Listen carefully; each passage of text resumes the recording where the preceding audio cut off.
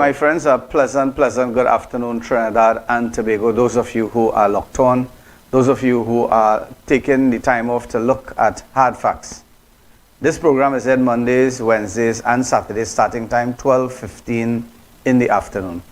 I am your host, Imam Rashid Karim, my co-host, Mr. Premchand Baldev. We are here, my friends, week after week, trying to see, in our own humble way, how you and I could really and truly make a dent when it comes to bringing back our country alive. So again, my friends, this is very important information. That's a number where it's a lifeline. Trinidad and Tobago, you have a lifeline. You can call that number 372-2129. Let us know what is taking place in your neck of the woods. This is your program. This is your program for you, for your families. And again, my friends, we invite you to join us today at 12:15 in the afternoon, where we're going to dissect the political scenarios that is presently taking place in our country. And secondly, my friends, we are going to talk about the economy. We're going to talk about the status quo of our country, Trinidad and Tobago, whether we really and truly are getting our money's worth. So again, those of you who are having your lunch break, please share this video and feel free to connect with us today. I thank you.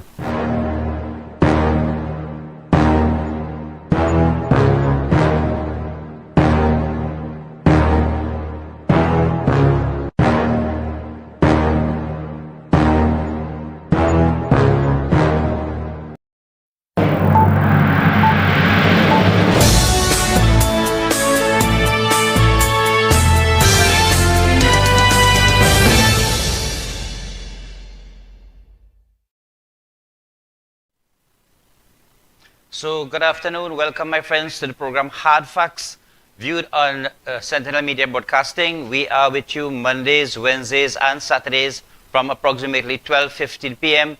bringing you current issues, bringing you political rumblings, because we are in a year of a general election, my friends. This program was born out of the hardships, out of the suffering, out of the tyranny, out of the oppression of political parties that are ruling this country. My friends, Hard Facts is here. Hard Facts goes where all other media houses fail to go. My friends, our people in this country do not have a voice. Born out of that is this program. It provides a voice for the voiceless. It provides a window so that people can express themselves, those who, the poor, the wayfarers, the downtrodden, those who are really suffering. And my friends, our politicians are being held to answer on this program, Hard Facts. So with these few words, I thank you very much and join us live.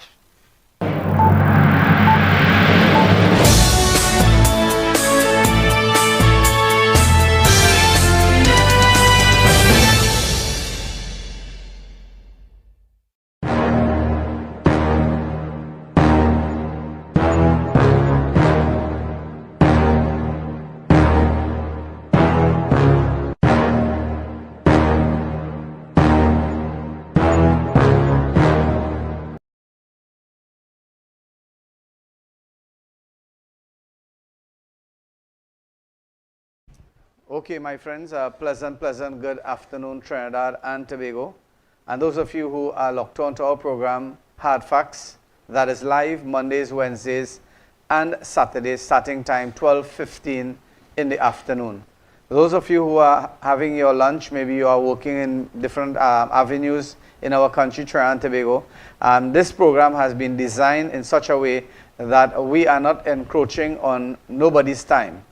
We have planned this program so that those of you who are having your lunch, maybe you are taking your lunch at this point in time, you have the opportunity to really and truly communicate with us with any situation that is really and truly affecting your peace of mind. We know for a fact that there are many things happening in our country, Trinidad and Tobago, namely crime, namely SOE, and so many things that are happening in our country, my friends. And again, Trinidad and Tobago, we need all hands on deck. There are lots and lots of problems that is taking place. And my friends, you and I today, we have the power, we have the might, we have the strength. And I'm sure that those of you who are having your lunch break at this point, you could be able to call us at 372-2129 and let us know if you are satisfied with, you know, those things that are happening in this SOE, a state of emergency. It seems as though this is a big joke for the criminal elements in our country. They are not taking it serious. The police are doing their job. They are doing their part. But again, are we, the citizens of our country, doing our part? Are we doing our part?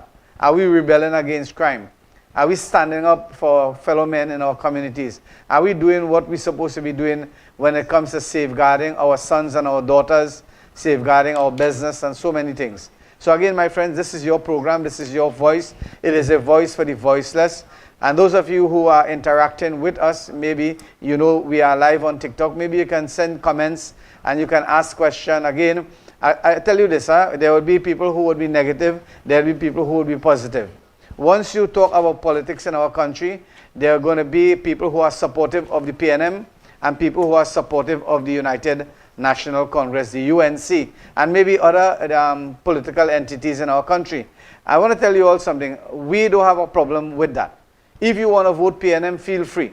NTA, feel free. Whatever position that you hold when it comes to the United National Congress, you are a person who are liberated. You, on the day of question, whether it be election day or whatever you feel is your privilege to vote, whether it be a NATEX, a general election, whatever, community, local, constituency, executive, whatever situation prevails, you have that opportunity either to vote for this candidate or a candidate of your choice. Now, I'll tell you something. There is judgment, right? There is judgment and there is judgment day. Judgment, my friends, is that when people, you know, we listen to one side of a story and we make proclamations. Or we listen to two sides and then we say, okay, we have all the facts. Let me tell you something, Trinidad and Tobago.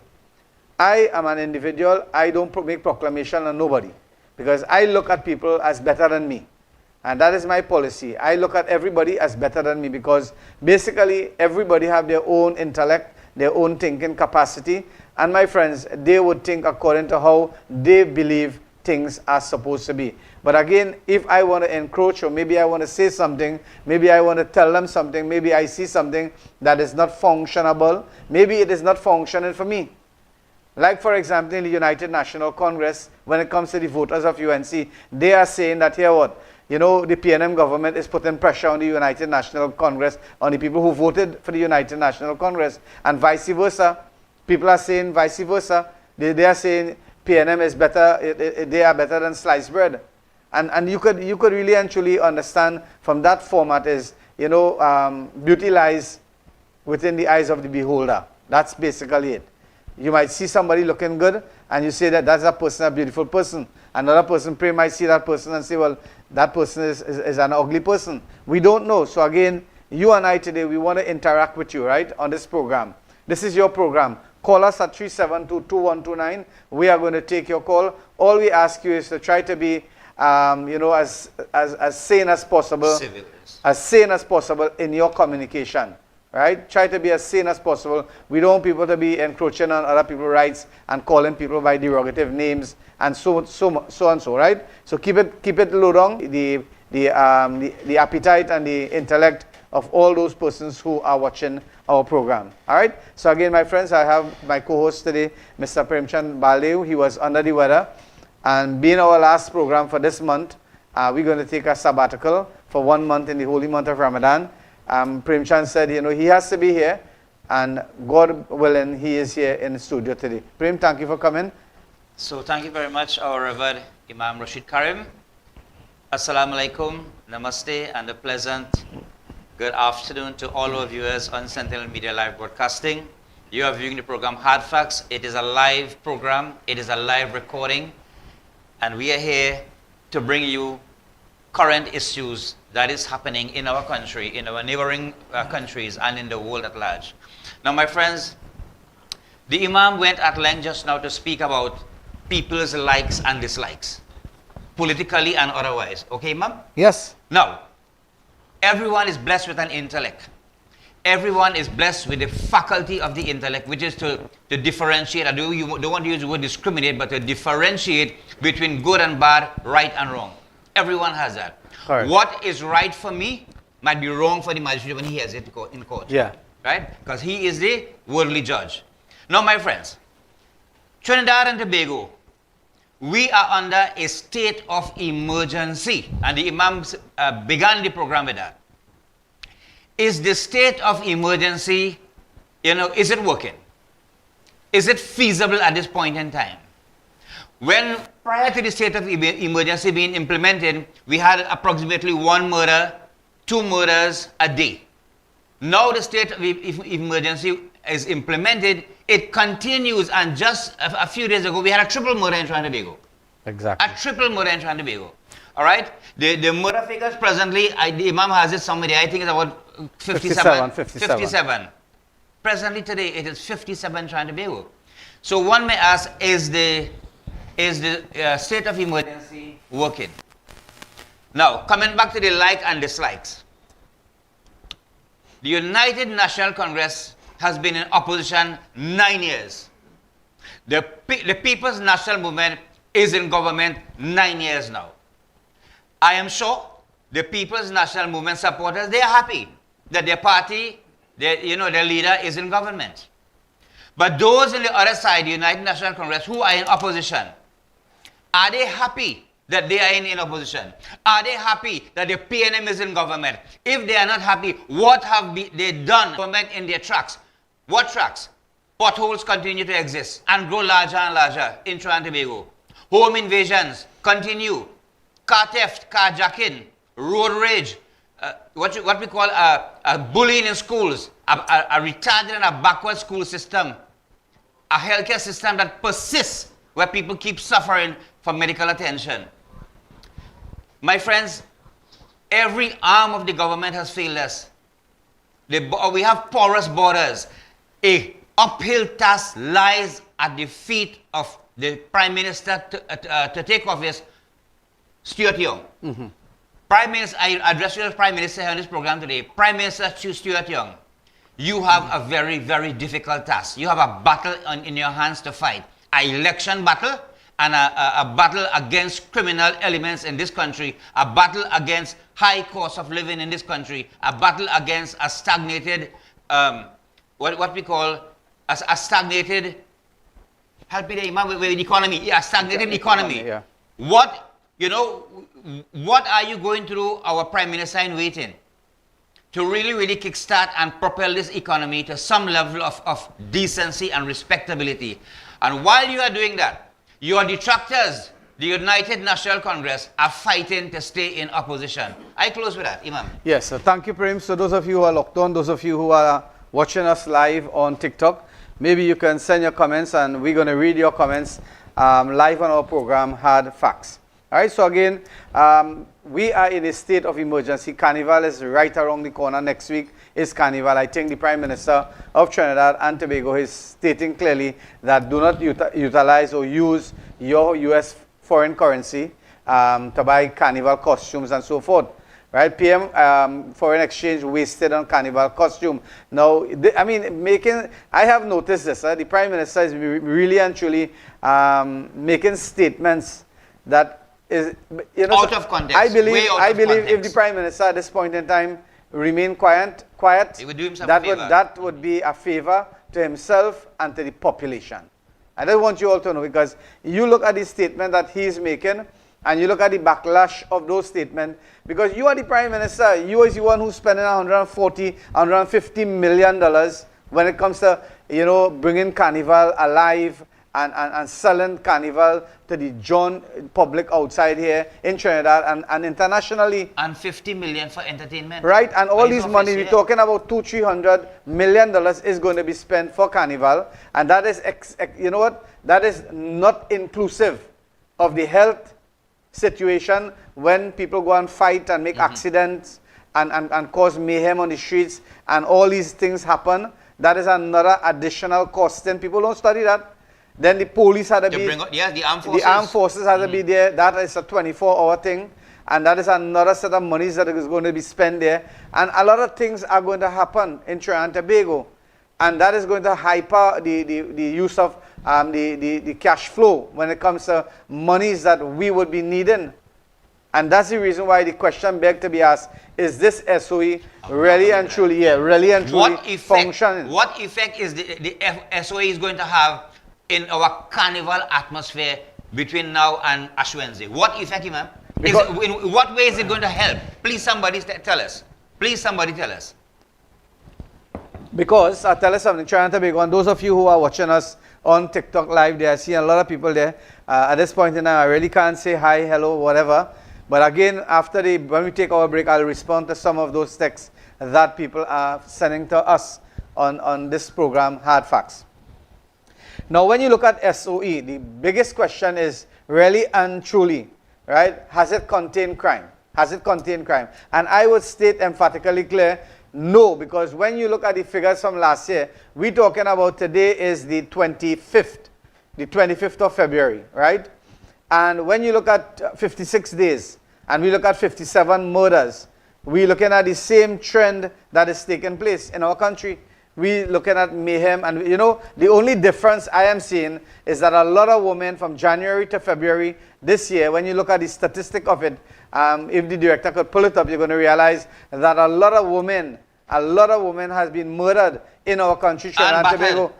Yeah, it seems as though somehow or the other, the religious organizations in Trinidad and Tobago really and truly needs to revamp and administer some sort of programs whereby, you know, husbands and men especially would be able to be more respective and respectable when it comes to treating our sisters, our mothers, our daughters, our nieces and so forth, or even the general populace when it comes to the women in our country. And that is not happening. And when we ask, you know, we come out here week after week, myself, Premchand, and we try to have meetings with ministers, we try to have meetings with and dialogue with people outside there. You see, having a political agenda is a different thing.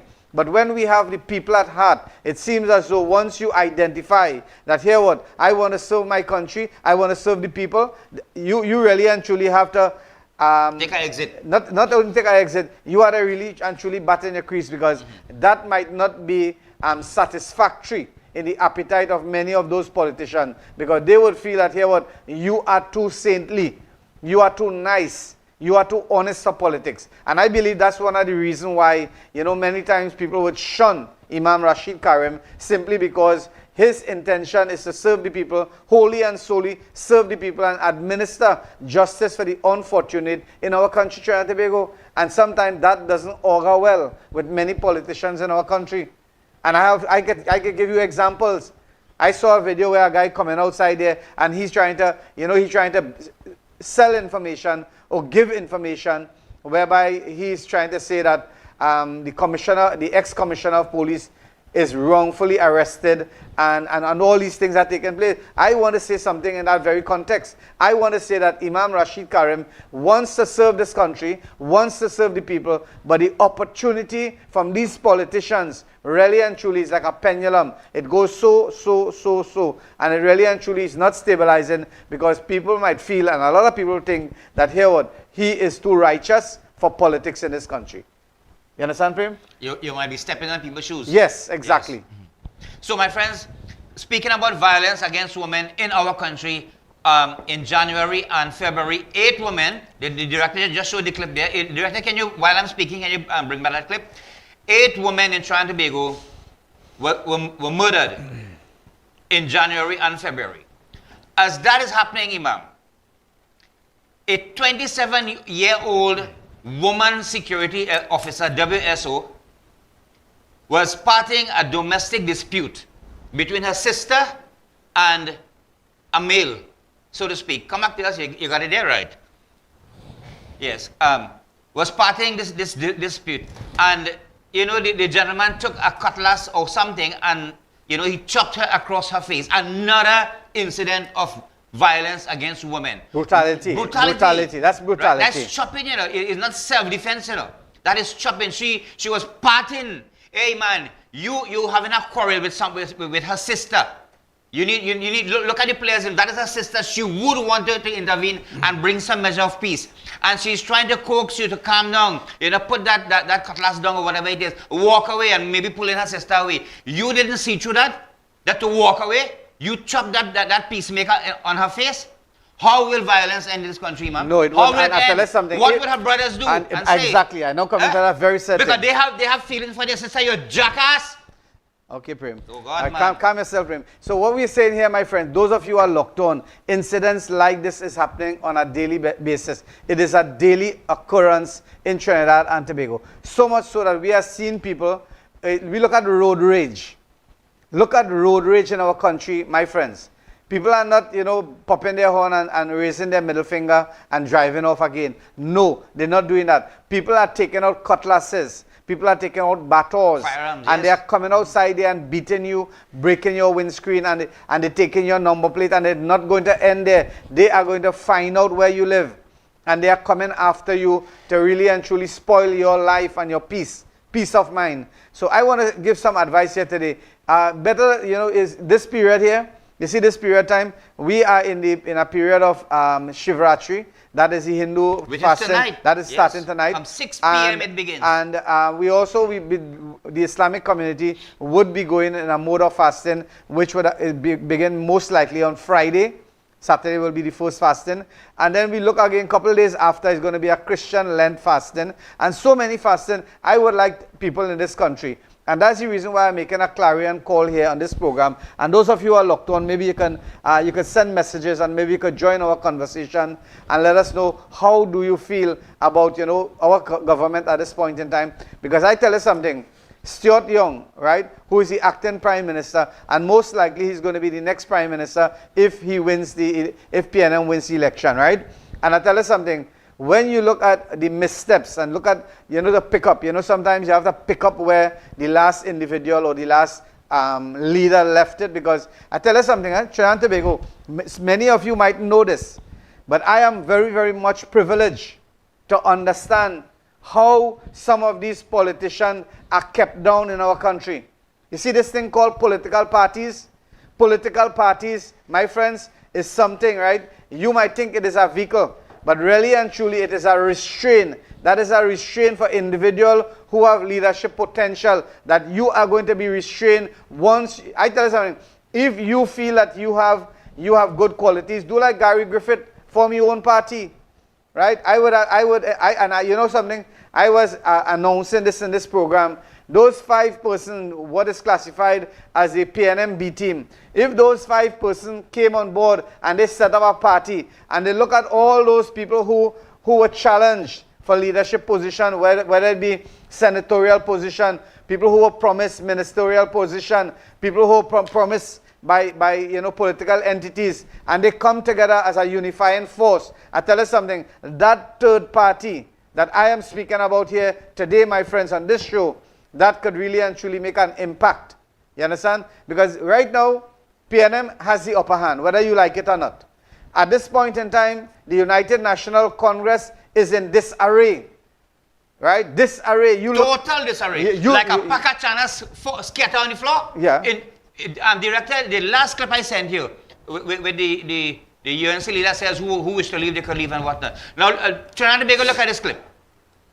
The leader of the opposition, Mrs. Kamala Prasad Bisesa, senior counsel, says unhappy members, those who are unhappy with the ethics and principles and the way the leadership of the United National Congress is conducting their business, they are free to leave the UNC. Imam, we have an election to fight and win. No, I tell you something. How the hell could you win when you're making that kind of statements? I tell you, and then again, on the same breath, the Honorable Kamala Prasad Bisesa would come out in a public platform and welcome everybody to come back. You know something? There are people who supported the PNM, and there are people who supported the United National Congress, and they are feeling disenchanted with both parties at this point in time. So if individuals from the PNM wants to come and break ranks with PNM and come in the United National Congress, what's so wrong about that? And if people from the United, because here it is, the political leader is telling you, if you are unsatisfied or you're dissatisfied with whatever situation that is prevailing right now with the United, we're not going to solve the situation. Yes, you get out from there. Get out. But my point that I want to raise here today, if those very said people, right, those very said people that is castigated by the opposition leader at this point in time, you are free to leave. So here what you are saying, right? What you are saying as a popular leader, because there's 2 popular leaders in this country. Is the Honorable Dr. Keith Rowley at this point in time, and then yourself, who is the Honorable Kamal Prasad Bisasa. And you notice I'm addressing you all properly and calling you honorable, honorable, honorable. That is because of the office that you hold. That doesn't necessarily mean you the individual. I just want you all to understand clearly what I'm saying. But what I'm saying here is that why it is that you are not welcoming to those very said people, and when those people, when those people leave and they go across to the PNM where they're going to be welcomed with open arms, you brand them as Nimakaram, and you can, and they start campaigning and they start bringing home votes for the PNM. I do hope and pray that you would not call them by name, because if you call them Nimakaram, then you are a Maha Nimakaram. Well said, Let's take a break. With that. Let's take a break. Yeah.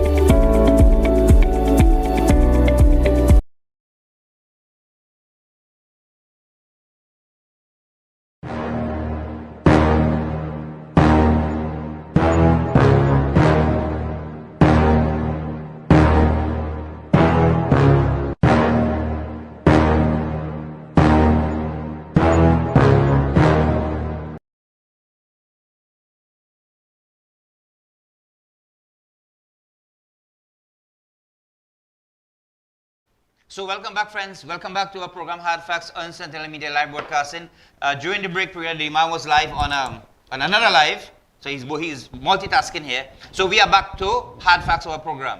Now, my friends, again, one would want to ask, one would need answers. I do not know if the opposition politicians, if they care at all, or if it bothers them.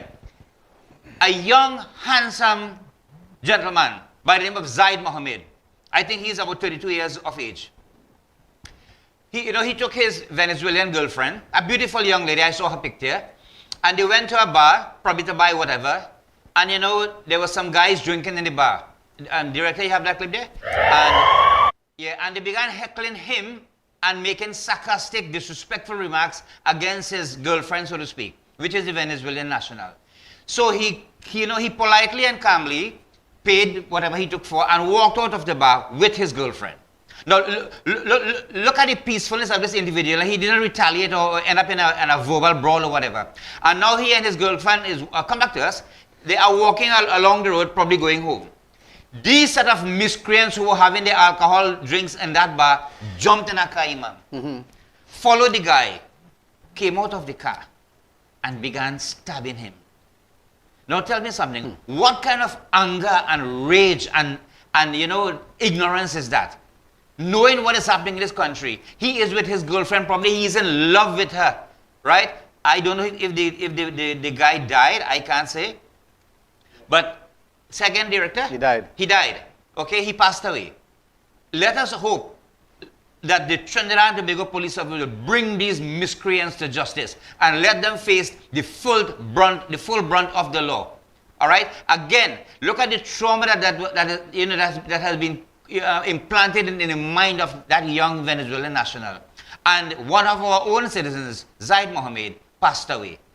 Is the SOE working? Is the SOE working for Zaid Mohammed family? You understand? What is really happening in our country? Now, my friends, Port of Spain, over the last years, I believe it is, all containers coming into our country with goods, with car parts, with whatever, there were no scanners. They were not being scanned properly. Now, the Minister Colum Imbert and the Minister of Works and Transport, Rohan Sananan, they commissioned the installation of 4 new scanners at the Port of Spain port. So now it is stated that the scanners are calibrated to scan approximately 75 to 85% of the interior of the containers on a 24-hour basis. That is plenty work. All right. Now it is a beautiful thing. Look at it. Right. It costing somewhere around, I think, $12 million TT dollars. Okay, so again, Pyramid has the body in here a little bit. Now that scanner is a welcome move. That is something that really and truly, I think that would be a great initiative that the ministry or whoever in charge of the port authority, and I appreciate that. But my point here is, I mean, we always have to be sarcastic. When they are saying 75% and 80%, where is the next 25% of doubt going, right? Is there doubt in the amount of possibility that the entire container is going to be scanned? And these are things, you see, that what is happening in our country, Trinidad and Tobago, is not a private thing. You all have to understand, those of you who are in government, Ruhan Sinanan, right? Call him Imbert. And whoever in government, whoever in ministry or what, those positions that you hold is position that we, the people of Trinidad and Tobago, have assigned you because of the political party that you belong to that won the election. You all don't go there and believe that is, your God-given right, and you're going to do whatever you want and tell us what to do and how to do it. If it is the correct thing to do and you have information and you have facts to back it up, we don't have a problem.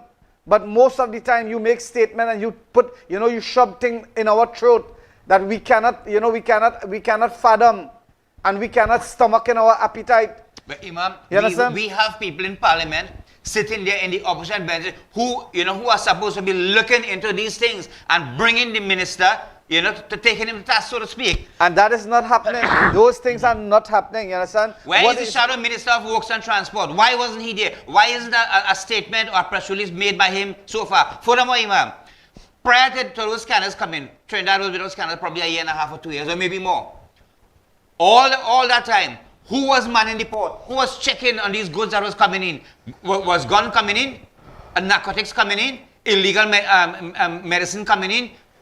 Human trafficking, body parts going out and coming in? You name it. Who was responsible when the scanners were not there, Imam? And who's scanning the scanner?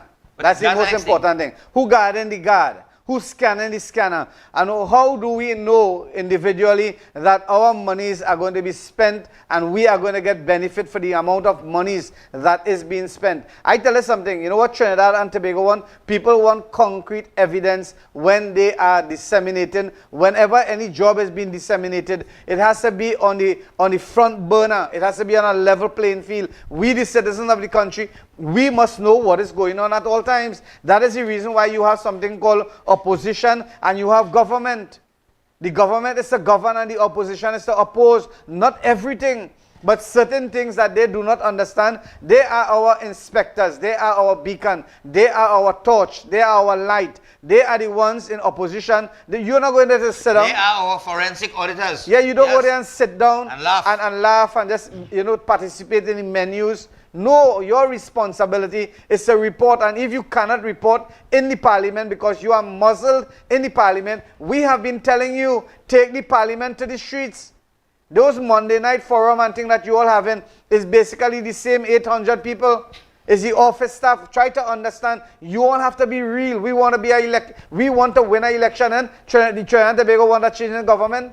How are you going to get a change in government when you are doing the very same thing over and over and over and over? How can you expect different results? Look at the crowd, whether it be PNM crowd, whether it be UNC crowd. Look at the people who come to meeting over and over. I was security for the United National Congress.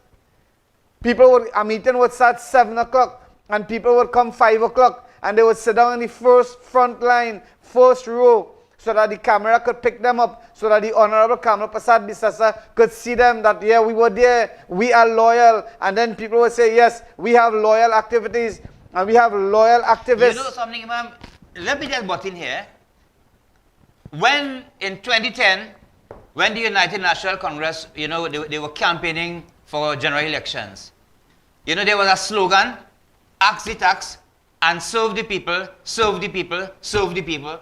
Has the UNC, changed that logo, that motto? What is their motto now? Serve the leader, forget the party, forget the country, be loyal to the leader, don't be loyal to your country.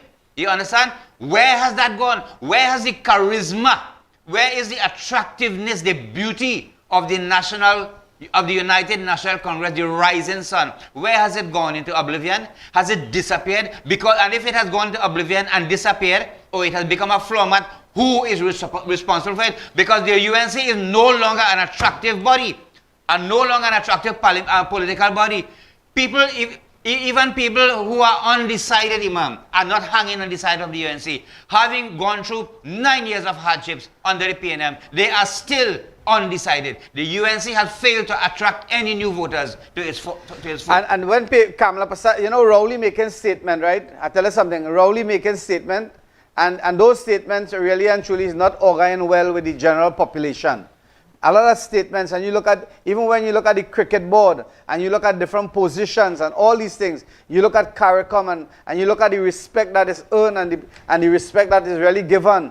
My friends, you're going to realize that Dr. Keith Rowley did the most honorable thing, and he stepped aside, and the gentleman by the name of Stuart Young, who is the next Prime Minister of the country, who is coming on, right? He's coming on, and I'll tell you something, you all, those of you who are locked on here today, we have to really and truly look at the viability of who we have leading us today, right? And make your proclamation and judgment on that.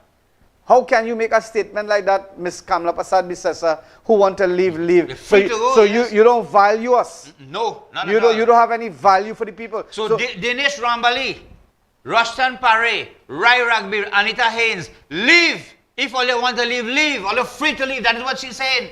Exactly. No, the trade unions who you sign some kind of thing with, who drag your mannequin and call your names, they could leave and they will leave. They will leave. I tell you something. Basically, right? You see all those unions. I don't hear long, right? I've been doing political forensic analysis, right? That's a big term, but that in common sense means that we are watching the play. In common sense, we are watching the play. And you're going to realize that these unions, these trade unions, think, the pattern of voting in our country, Trinidad and Tobago, is 2 years for the PNM, 2 terms for the PNM, one for the UNC, 2 term, 1 term. So, you know what? They're placing their analyses on that. And they feel, let me tell you something, the trade union feel that the PNM going to lose the election. But I tell you something, they're in for a surprise. Because when we look, the Prime Minister, read that, Amboy. Breaking news. Prime Minister Dr. Keith Rowley announces he will officially resign from office on March 16th this year. He will open the central block of the Port of Spain General Hospital on March 10th. Then, he will open the new A&R Robinson Airport project on March 15th. He was speaking at the commissioning of the Lisa Morris Julian Boulevard this morning. So he has it all planned out. Right. So he has his plan on par. Gracefully right? So basically, Dr. Keith Rowley would no longer be our Prime Minister after the 16th of March. Yes. No problem. Hats off to you. Thank you very much, Honorable Prime Minister Dr. Keith Rowley. We thank you very much for the service that you offered. But we want to ask a question on Hardfacts here. Right?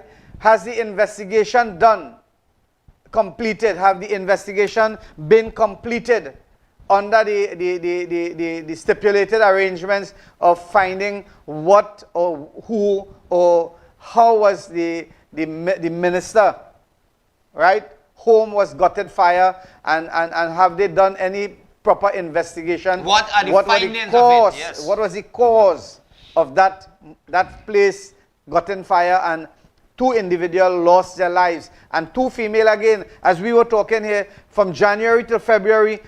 8 or 10. We didn't check those 2.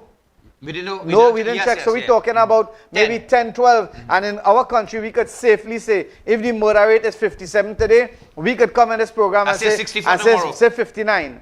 Yeah. Because after the show finished, how things happening in our country, Trinidad and Tobago, and those of you who are locked on live TikTok, you could call us and we're going to respond to you, right? We're going to talk to you. We're going to talk to you live on the show. Because this is what the show is about. But the show is about that. Yeah. Iman, let me just add something before we go on that second break there.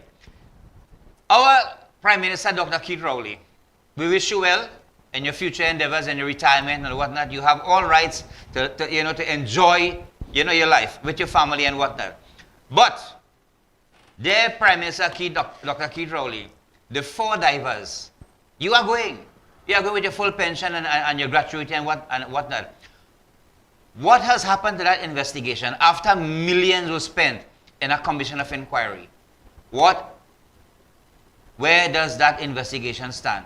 Furthermore, the law lords of England have, in a subtle manner, indicated to this country, our country, Trinidad and Tobago, that the Minister of Finance should be investigated for missing billions of dollars. How far has that reached as you exit gracefully from the political arena? Let us take a break, Imam.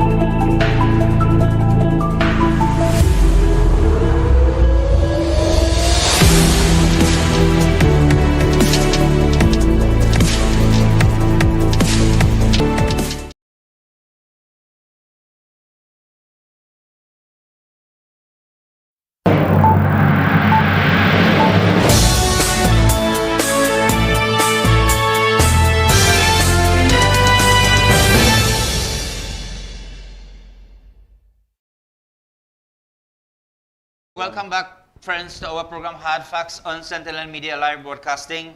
With me in studio is our Reverend Imam Rashid Karim, my very, very good friend for the past, plus 4 decades, so to speak. And, Imam has extended a very personal invitation to me and my family to join with him in keeping fast for the holy month of Ramadan, and I will oblige. And he has also invited me to come for the breaking of the fast in his masjid. And I will be there. For us, members of the Hindu world, the Hindu population, Shivratri begins tonight at 6 p.m. this evening, and it's a whole night vigil for those of you who can make it. And Imam, most of the Hindus will not be venturing to spend that night in the mandir because of the crime situation. And so, like me, I would not be going to the mandir. My villagers also said to me that, Prem, we staying home. You can say it in your program. I said, okay. And we will be doing our vigil at home, our meditation, our prayer, our rosary, our japmala, and our rituals and that sort of thing. And it comes to an end at 6 a.m. in the morning. The moment 6 a.m. strikes, it has gone. Now, friends. Just hold on, Prem. Yeah. So again, those of you who are locked on, right? Now you will realize there's a balance in our program here. Prem, myself, we try to really and truly give you information, general information to any and everything that is happening in our country, religious-wise, crime-wise, economy-wise, political-wise, and so forth. Now, Prem was saying this, I am very fortunate. I am living in Felicity. And in my environment, there's about 6 or 7 temples, right? And I tell you something, you would hear people singing bhajans, and they will be chanting and all these things. That is the important thing. You see, people have to understand that we are living in Trinidad and Tobago, right? And I prefer to listen to somebody sing a bhajan than to hear somebody singing some kind of rubbish on a big DJ box. Right? You understand? I prefer that. And I tell you something, where I live is just about 3 houses from the temple, and they will be on their speaker box and they will be singing and all these things. That don't affect me. You know why it don't affect me? Because I am cosmopolitan. Right? We live in a country where all diversity, we belong to all diversity, and we have to be able to understand. We're not telling you to change your faith. We're not telling you to accept Hinduism. We're not telling you to accept Islam. We're not telling you that. That's your rights. You could do that on your own. Get information when you're going to buy a Samsung, a TV. You look at the best brand and you say, I'm going to buy that. Very setting for religion. You investigate and you know what? You accept what you feel, because you know what? The Quran in chapter 109 tell you, to you your way and to me my way. And that is what we understand religion to be in our country. And you know something, Imam? There's a book in Hinduism. We just kind of deviate a little bit, yeah, because just for a minute or two. In Hinduism, there's a book called Manusmriti. It is the law book of Hinduism. It is a law book that guides us on our on choice that we make. And Manusmriti chapter 1 tells us that know your religion, know your scripture, and also study and know other people's own and respect it. So the Imam just, he just solidified. I just read from your book, in other words. He just solidified that. Go ahead, Prince. Now, my friends, the fast, the vigil that one would keep tonight for Shivratri, the fruits, the benefit of it is equivalent to 1,000 years of every day, every night vigil to Lord Shiva, the Supreme Personality. One night tonight, you don't miss that. And you know why? In India, the Maha Kumbh Mela festival, where 60 million people gather to take bath in the holy Ganges, will culminate or will come to an end in the morning. That is Thursday morning. So it is very, very, the atmosphere is charged with divinity. It is millionfold in benefits. So don't miss out on it. Many, many people would go and keep fast for Shivratri. And again, as Imam would say, where we worship the unseen, the formless aspect of that divinity. Correct, Let us get into our program So again, now. we join in, we're going back to our program here. A question, and I saw somebody texting on the other phone there, asking Imam, why don't you come back to the LSA land, the Land Settlement Agency, pertaining to the property tax and all these things. That is very, very important. But sometimes, we have to rest the case a bit, and then we'll pick it up again. But you know what is happening here, right? What people are trying to identify with is that they are paying. Now, how do we identify? What does property mean? Property means the house alone, or property means the land and house.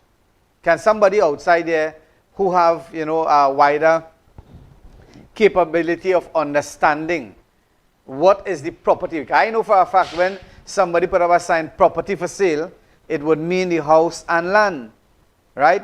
But the point is that one guy called me Monday in our program and said, Imam, he is paying Caroni Limited taxes, rental taxes, and then he has to pay property tax. So he finds that that is unfair, knowing for a fact that Caroni Limited belong to the government of the day. But So, Ivan, let me ask a question while you're on that topic. If I am renting a house, right, from someone, and I have a lease for the land, let me say a 30-year lease or whatever, do I pay property tax, or do I pay tax on the house and the land, which is not in my name, which is in somebody else's name? I just have a 30-year lease or whatever. How that goes? right, and that's the point I bring in here. Pull back the chart for me there, Director. The chart put into the taxes. And we're going to understand this, right? This is the property tax collection. Move ahead a little bit. Move ahead again. Right, the phone is ringing off the hook here, but again, we can't take the call. We are live on Sentinel Media Broadcasting, right? Now, you see residential there? Residential. Now, what does residential mean? Residential mean property or house and land. But you see in the bottom there, we see agriculture. So that means to say agriculture land, right? Course. It cannot be agriculture house. So the point that we are raising here, why it is that we have to pay the state, Caroni Limited, we have to pay them rent, and then we have to come back now and pay, come back to us, director, and come back now and pay property tax. On both so house and something land. not adding up. Yes. I think that we calling on the opposition to rectify this. Yeah. Come up forward there and talk about those things. Those are important issues. Not who want to leave. And you know, you feel that you're going to win the election without these people. Let me tell you something. When Dinesh Rambali leave, I am telling you about 20% of the voters, they will become disenchanted and they're not going to vote for the United National Congress. I am telling you that. And you know something, it would not change the outcome result. You are going to win. The United National Congress are going to win. But I will tell you all on this program, after election day, we're going to calculate the amount of votes that has been lost. And you could say directly that came from the impact of not having Dinesh Rambali as the MP. As the MP going back for the election for Shawana's West. And we're going to dissect it like that for all the other MPs. And you're going to realize that here what? You might not appreciate the candidates or the MPs, but there are people outside there who the MPs really and truly worked tirelessly and hard for, and really and truly did their work, and the other people saw that, and hence the reason, because you eliminate them because of what? Because they did a right thing, they did the just thing, they contested an election democratically, and you get vexed because that was the case. So what is the objective of having rules and regulations and laws and bylaws and having NATEX? Because I tell you something, that is a sham. Because here what? If you have a NATEX election, right, national election, executive election, and people choose to contest that election, why? Because of that, you get rid of them. Why? Then what is the purpose of having party groups? What is the purpose of having subcommittees and all these things? What is the reason for that? That is hypocrisy, man. It is no longer serve the people. It is serve the leader. If you cannot serve the leader, you're free to leave. And that's the wrong message that they are sending. You're not going to win no election with that Madam Opposition Leader. Not at all. Not in 2025, where people are really, really educated. Thank God for social media and other media houses. People are seeing through. Yes, people are seeing through the canvas. They are seeing through the canvas because they know for a fact that you are comfortable. The opposition leader and you know what? With the salaries and the opposition leader and the MPs, members of parliament, they are comfortable enjoying the spoils of war, collecting $25,000 to $30,000 per month, while the opposition leader collect $47,000 per month, while she collect a pension for being a prime minister, and why there are so many things. For example, when you look at councillors and MPs, and you know they have to contribute to party funds and all these things are adding up. That is a comfort zone. So when we lost the election come 2025, right, and you lost the election 3 consecutive times, how are you going to really and truly face John Public outside there when knowing for a fact that you drive people away from the party? Because that's your statement. Pull back that statement, Director. Very important. Pull back that statement. That's a very important statement. You're free to leave. This is what the opposition leader, Kamala Prasad Bissasan, as she's stating, unhappy members are free to leave.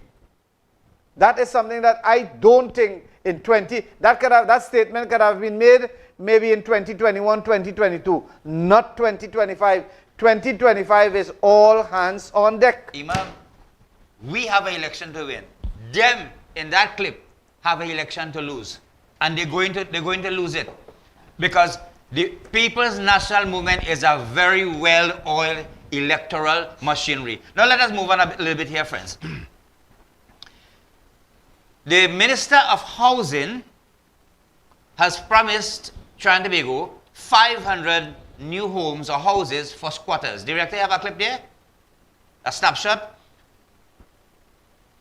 The La Hoqueta residents, whose homes were bulldozed just about 2-3 weeks ago, They are expressing their hope. They are hopeful that they will be given deed of comfort and deed of title for one of these houses. I don't know if it was 27, 25 or 30 of them.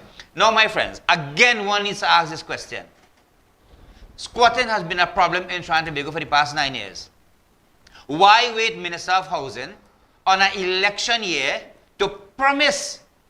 The homes has not been built as yet, Imam. It is only a promise for 500 homes. What can 500 homes do to a population of, say, 200,000 who is homeless or who is renting? All right, Prem, let me just take a little peep on that. Let me take a peep on that and I'll tell you something. Let me tell you something. You and I are big people. We know politics in this country, right? Hence the reason we are conducting this show here live, right? We have no big set of notes here. We communicate via our intellect, what we think, and we dissect and whatever. But the point here, what I am making here is that people, once people get some documentation, whether it be a paper, whether it be a statement, or something like that, people want to hold on to something. And if the Minister of Housing would make that statement, that would surely gravitate to something that would bring fusion when it comes to the 2025 election. Definitely. And people are going to vote. So basically, if you think United National Congress would think that here what? That we are going to win La Hoqueta, people are going to gravitate, they don't like Foster Commons. Let me tell you something, think twice. Huh?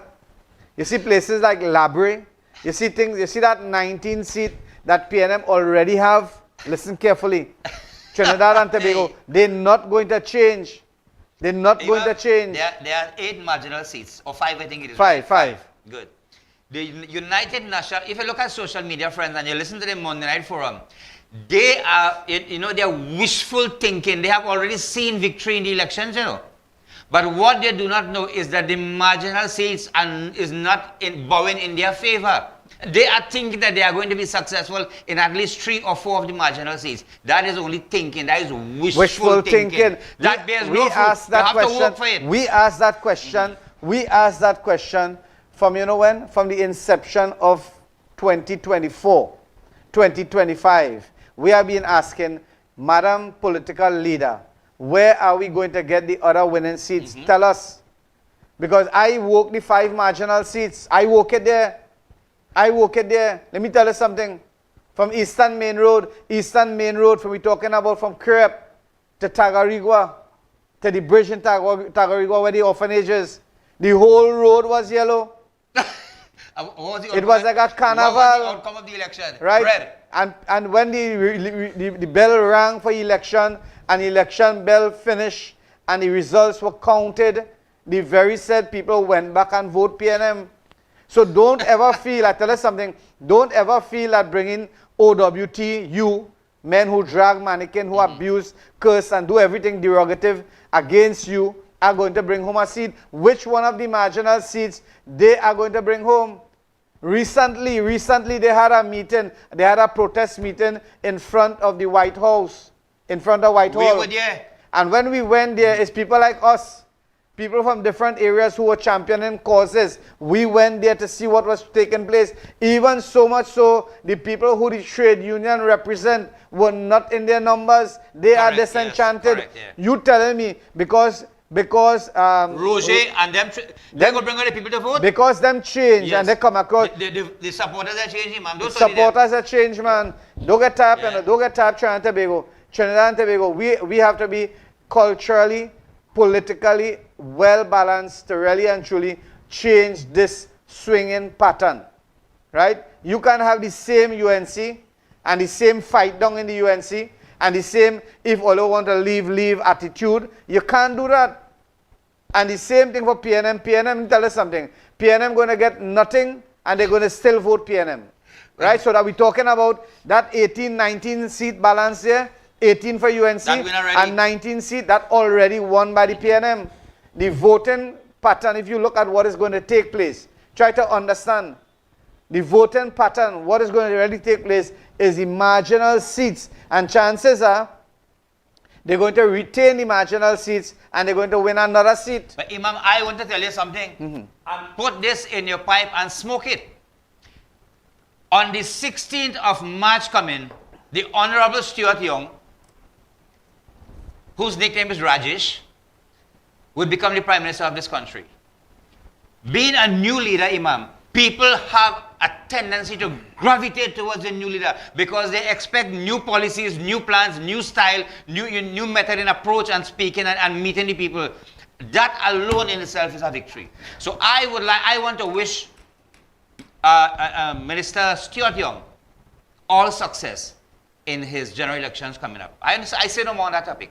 All right, so Trinidad and Tobago, what we are doing here, we are dissecting and we are listening to the United National Congress voice of the political leader, where it seems as though she are not really and truly have a caring heart for anybody who have diverse intellect when it comes to really and truly supporting. You know, let me just create a scenario. Let me create a scenario. Just as how Kamla Prasad Bisesa wants people to serve her, right, and wants people to really and truly follow her, and wants people to be loyal to her. Very sad thing Dinesh Rambali wanted. Very sad thing Anita Haynes. Very sad thing Rai Ragbir. And all the different cabinet ministers, they would like their people to follow them. So you can't go and make that statement and think that, here what, that is going to augur well, because the people who are diehard Dinesh Rambali, or the people who are diehard Anita Haynes, or diehard Rushtan Pare, my friends, they are going to remain diehard. They are loyalists to their leader. Just as how you want people, just how you want people to be loyalists to you. Yes. And you want people to, if you say bullful, they must say yes, Penu's coming, right? That was what you want. Just so the other leaders maybe have instilled in the hearts of these people. That's the reason why you as a leader now, you should be unifying. If you want to win the election, you should be doing things that could unify the party and bring the party together, all hands on deck. That is the reason why PNM is going to remain there. Exactly, Imam, that statement. That is the reason why PNM is going to remain there. That statement made by the opposition leader is going to cause the loss of hundreds or thousands of votes. That one statement, if you wish to leave. I am a supporter of MP Dinesh Rambali. He is my MP. I have been working with him for the past 4 years. And Dinesh Rambali is a gentleman, he's a decent man. He is a lawyer by profession. He was once an industrial court judge, a caring human being, a very well good debater in parliament, loved by the people of Chaguanas West. And even so much so, I want to try to dissect. Listen, Trinidad and Tobago, right? Let me be real here. This is politics we're talking. Dinesh Rambali is one of the hierarchies, right, when it comes to the Sanatan Dharam Mahasabha. Good point, Imam. It's not Kamla Prasad Bisesa. You remember when Sat Maharaj made the proclamation and said, you Kamla Prasad Bisesa, don't come here. Right? You don't come in none of my mandir and don't come in none of my school. You remember that? Yeah. Did that not have a dent when it comes to the Hindu community? Knowing for a fact that the Hindu community has about 17% of this population. And I want to tell you all something. I've been telling you this. Let me tell you something, Trinidad and Tobago. The Islamic community has about 15%, just maybe about 2% less. Because there are people who name Krishna and they are Muslim. There are people who name Mahabir and they are Muslim. There are people who name John and they are Muslim. Let me tell you something, Trinidad and Tobago. The population at this point in time deserve some close scrutiny when it comes to this election. The political party is supposed to be meeting and mediating with all the religious leaders in this country, trying to see how they could be able to give, give some sort of, what's that, Ram? The PNM, the People's National Movement, they have screened and selected and announced 40 of their 41 candidates. You remember the UNC announced 8 out of 41. Look how backward we are. I see you using the plural we, right? I stopped using that plural. Let me tell you something. Trinidad and Tobago, last week, before we kind of rounding up here, and I want to tell you how people in this country are.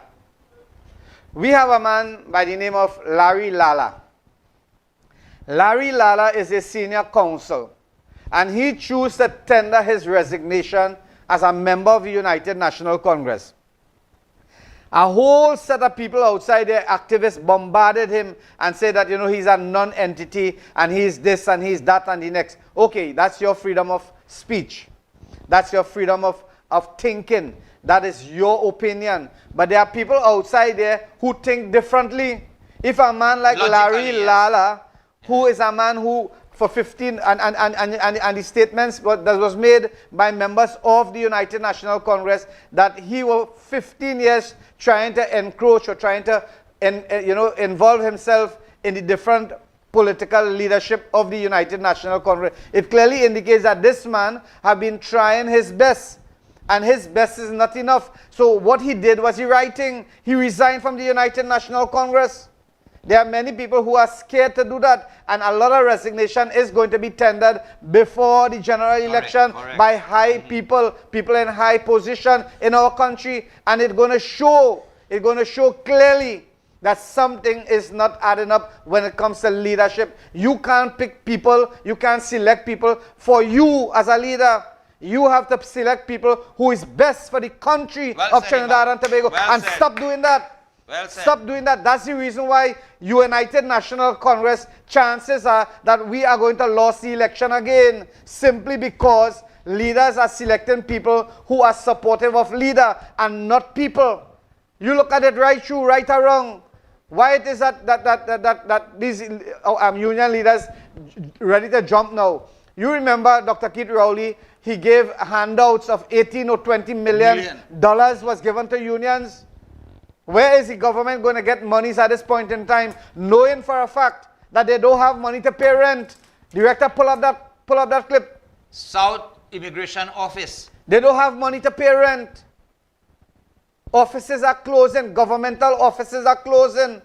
I can't understand why they are renting all these buildings, still renting buildings, knowing for a fact that there are many buildings that the government is paying rent and is empty. I can't understand that. I cannot understand that. So again, Stuart Young, my friend Stuart Young, the next Prime Minister of Trinidad and Tobago, I want to tell you something. You have a really hard task ahead of you.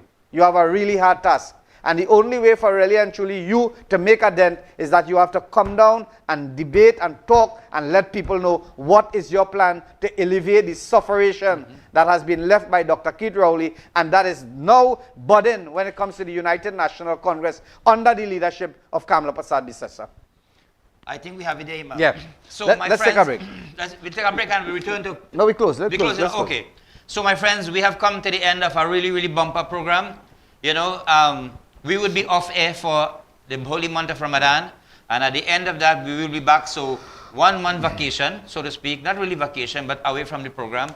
So to all our viewers, to all our councillors and our mayors and MPs and members of government and opposition, you know, we wish you well, and we wish that Trinidad and Tobago go through a safe carnival season, and you know, a safe Shivratri too.